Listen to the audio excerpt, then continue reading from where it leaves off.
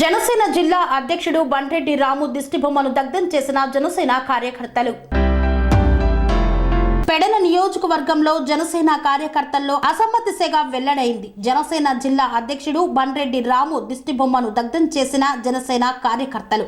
Pedana seat జనసేనకు కేటాయించకపోవడంపై పవన్ కళ్యాణ్ పునరాలోచన చేయాలని కార్యకర్తలు డిమాండ్ చేస్తున్నారు. జన సైనికులను కలుపుకుపోయే తత్వం టీడీపీ కార్యకర్తలకు లేదని అసహనం వ్యక్తం చేశారు జన సైనికులు. పాత్రికేయ మిత్రులకు, నా తోటి జన సైనికులకు, పెడన నియోజకవర్గ జనసేన నాయకులకు నా నమస్కారాలండి. ఈరోజు ఇక్కడ ప్రెస్ మీట్ ఏర్పాటు చేయడానికి గల కారణం ఏంటంటే అసంతృప్తి.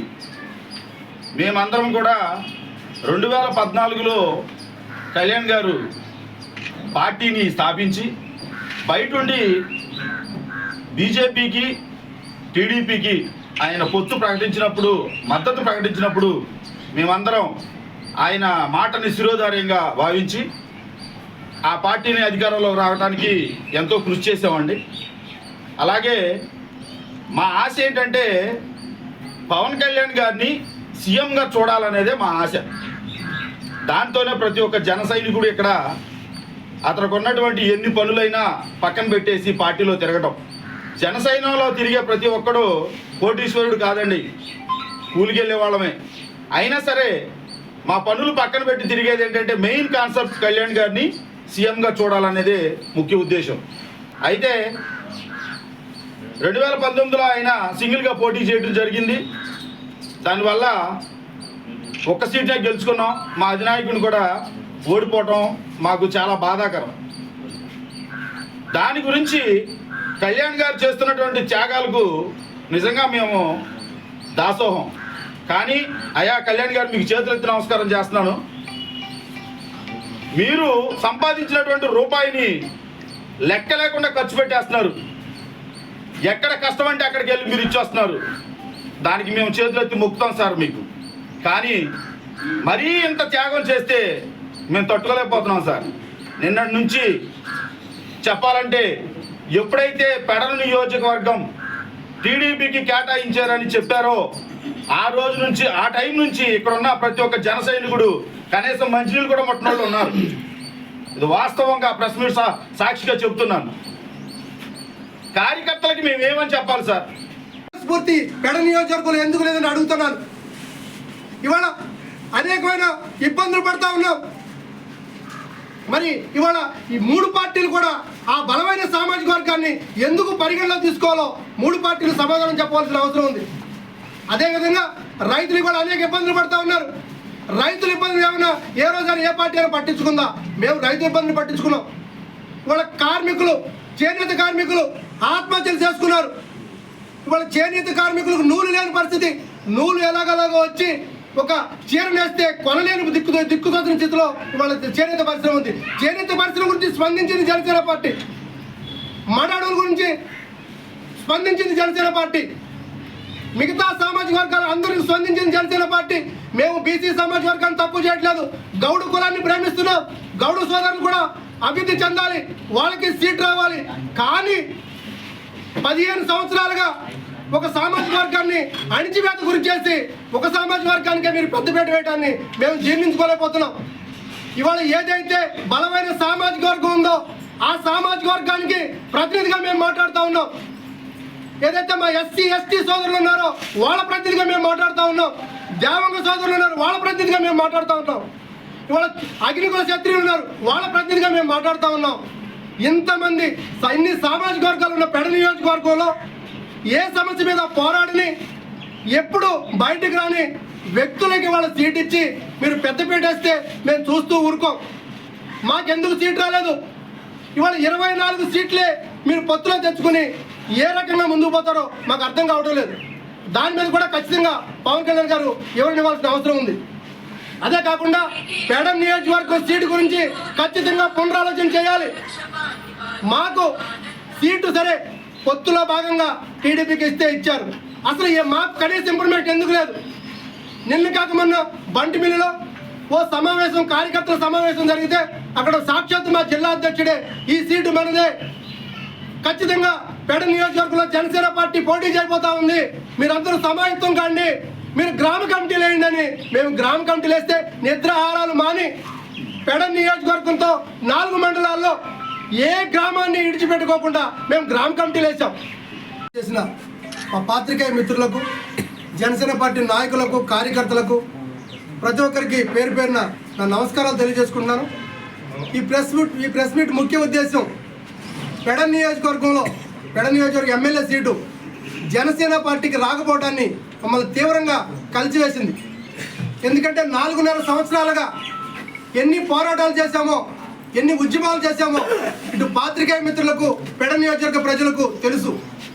జనసేన పార్టీ పుట్టిందే ప్రశ్నించడం కోసం. ఆ సిద్ధాంతాన్ని నమ్ముకుని మేము అనేక ప్రశ్నలు అధికార పార్టీని స్పందించాం, అధికార పార్టీకి వ్యతిరేకం. దానికి కారణం ఇక్కడ నియోజకవర్గం బాగుండాలి, ప్రజలకు మంచి జరగాలి, పవన్ కళ్యాణ్ గారి నాయకత్వం బలపడాలి, పవన్ కళ్యాణ్ గారి నాయకుడు లాంటి నాయకుడు ఈ రాష్ట్రానికి మంచి నాయకత్వంతో వస్తే రాష్ట్ర భవిష్యత్తు మారుతుందని నమ్మి మాలాంటి ఎంతోమంది యువకులు పవన్ కళ్యాణ్ గారి బాటలో నడిచాం. అనేక ఉద్యమాలు చేశాం, మట్టి మీద స్పందించాం, మడడుగుల ఆక్రమణ జరిగిందని బహిరంగంగా చెప్పడం జరిగింది. అనేక ఉద్యమాల ఫలితంగా మా మీద అనేక కేసులు జరిగాయి. మా జన సైనికుల మీదే రౌడీ షీట్ ఓపెన్ చేసే వరకు వెళ్ళిందంటే పెడ నియోజకవర్గంలో మా పోరాట పటిమ ఎంతవరకు ఉందో అర్థం చేసుకోవచ్చు. మమ్మల్ని అక్కడ అంబేద్కర్ స్టాట్యూకి కట్టేసి కొట్టిన సందర్భాలు ఉన్నాయి. కనీసం కన్నెవరని పరిస్థితి ఏర్పడింది. మట్టి మీద, మడడుగుల మీద జరుగుతున్న అన్యాయాల మీద అనేక సందర్భాల్లో మేము గొంతెత్తి ప్రశ్నించాం. మా గొంతు నొక్కేయడం కోసం, మా మీద దాడి చేయడం కోసం అధికార పార్టీ ఎన్ని ప్రయత్నాలు చేసిందో, ఎన్ని ఆగడాలు చేసిందో మనందరం చూసాం. మా ఇళ్లలో ఆడవాళ్ళని తిట్టారు, మమ్మల్ని తిట్టారు, అర్ధరాత్రి ఫోన్ చేసి బెదిరించారు. ఎక్కడ కూడా బెదరలేదు. ఎందుకంటే బలమైన నాయకుడు మా పవన్ కళ్యాణ్ గారు మా అంటున్నారు, మాకు న్యాయం చేస్తాడు. ఖచ్చితంగా రాబోయే రోజుల్లో అధికారం అనే ఆయుధంతో వీళ్ళని తిప్పికొడదామని ఇవాళ మేము ఆశతో ఎదురు చూసాం. ఇవాళ మా ఆశలు నిరాశలైపోయాయి. ఏ ప్రాతిపదికన ఇవాళ మా సీటుని, ఇక్కడ పెడ నియోజకవర్గంలో జనసేన సీట్ కేటాయించవలసిన సీటుని టీడీపీకి ఏ రకంగా కేటాయించాలో పవన్ కళ్యాణ్ గారు ఖచ్చితంగా సమాధానం చెప్పాలి. మేము ఖచ్చితంగా ప్రశ్నిస్తున్నాం. మీరు వారాహి యాత్రలో మీరు పర్యటించినప్పుడు ఖచ్చితంగా పెడ నియోజకవర్గ సీటు జనసేనకే వస్తుందని ప్రతి జన సైనికుడు పెడ నియోజకవర్గ ప్రజలు ఎంతో ఆశపడ్డారు. ఇవాళ మా ఆశలన్నీ నిరాశలైపోయాయి. మేము దిక్కుతోసిన స్థితిలో ఉన్నాం. మేము ఎట్టాలని అర్థం కావడం లేదు. అన్నిటికంటే ముఖ్యమైనది గత 15 సంవత్సరాలుగా ఒక బలమైన సామాజిక వర్గం ఇక్కడ అధికారం లేకుండా తాతలాడిపోతా ఉంది. డాక్టర్ బాబాసాహెబ్ అంబేద్కర్ ఒకటే చెప్పారు, ఎక్కువ మంది ఎవరు ఎక్కువ సంఖ్య ఉంటే వాళ్ళు రాజ్యాధికారం చేపట్టాలి.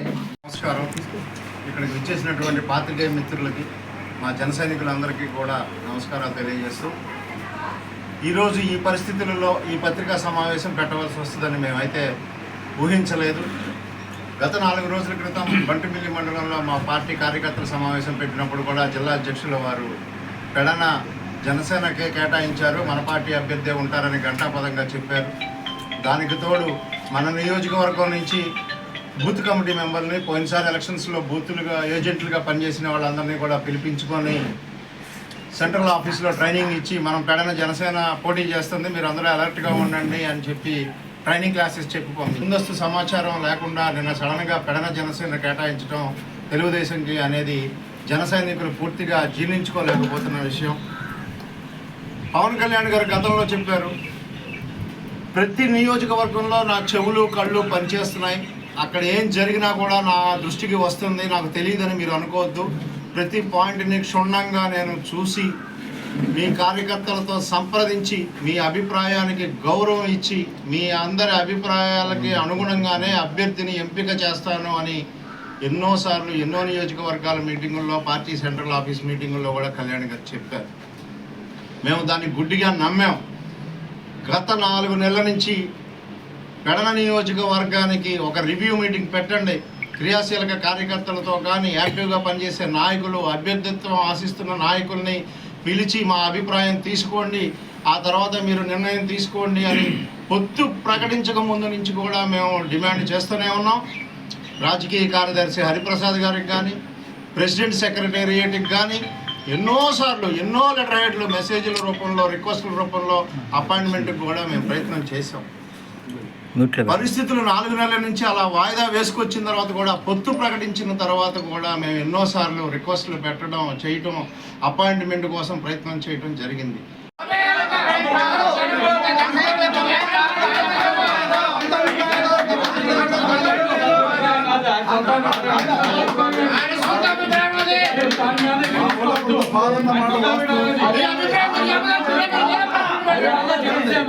జనసేనకి ఇవ్వాల్సిందే.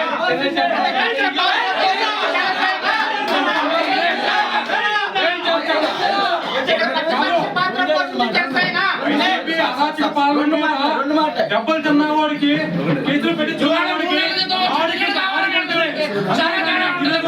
అడ్డంగా ఉన్నామంటే కుదరదు.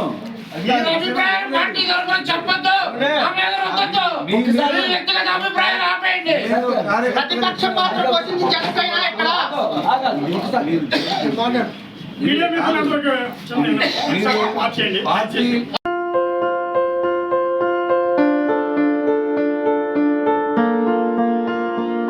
సంస్కృతి, సంప్రదాయం, ప్రేమ, ఆప్యాయత, రాజసం ఉట్టిపడే వేడుకలకు అనువైన ప్రదేశం ఎంఎల్ఎన్ కన్వెన్షన్ హాల్.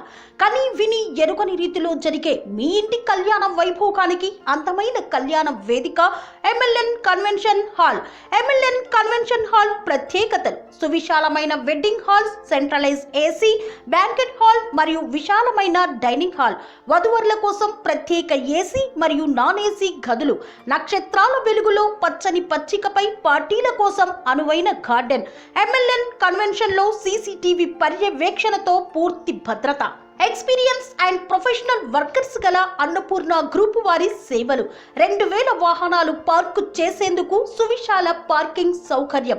మీ ఇంట జరిగే అన్ని శుభకార్యాలకు, పెళ్లి, reception, engagement, birthdays, get together, corporate events, ఏ ఇతర శుభకార్యాలకైనా అందమైన వేదిక ఎంఎల్ఎన్ కన్వెన్షన్ హాల్. బుకింగ్ కోసం సంప్రదించండి 7550438888 మరియు 7550428888. మా అడ్రస్ చీర్యాల లక్ష్మీ నరసింహస్వామి దేవాలయం ప్రక్కన, near outer ring road, Keesara junction, Cheeryal గ్రామం, మేడ్చల్ జిల్లా.